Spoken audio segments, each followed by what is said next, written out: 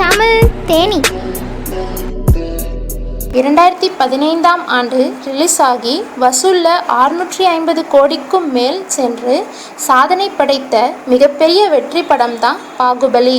இது உண்மையிலேயே எந்த கதையை தழுவி எடுக்கப்பட்டதுன்னு யாருக்காவது தெரியுமா? வாங்க தெரிஞ்சுக்கலாம்.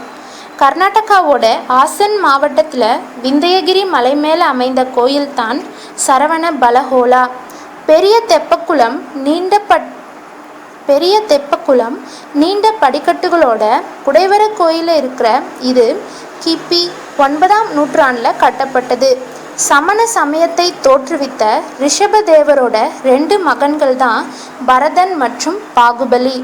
பாரம்பரிய வழக்குப்படி மூத்த மகனான பரதனுக்கு முடிசூட ரிஷபதேவர் முற்பட, இதனால் பாகுபலி பரதனோட போர் செஞ்சு வெற்றி அடைகிறாரு.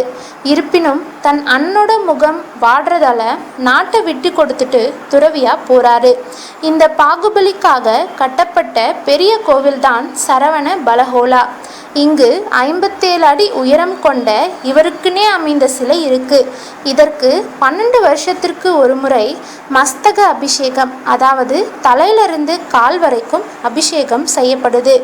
கோமதீஸ்வரர்னு புகழ்பெற்ற இவரை தவிர மற்ற சமண தீர்த்தங்கரர்களோட சிலையும் சில வரலாற்று ஆதாரங்களும் இந்த கோயிலில் இருக்குது. இந்த வீடியோ உங்களுக்கு பிடிச்சிருந்தா லைக் பண்ணுங்கள், மறக்காமல் சப்ஸ்கிரைப் பட்டனை அழுத்துங்க. Blue eyes crying in the rain.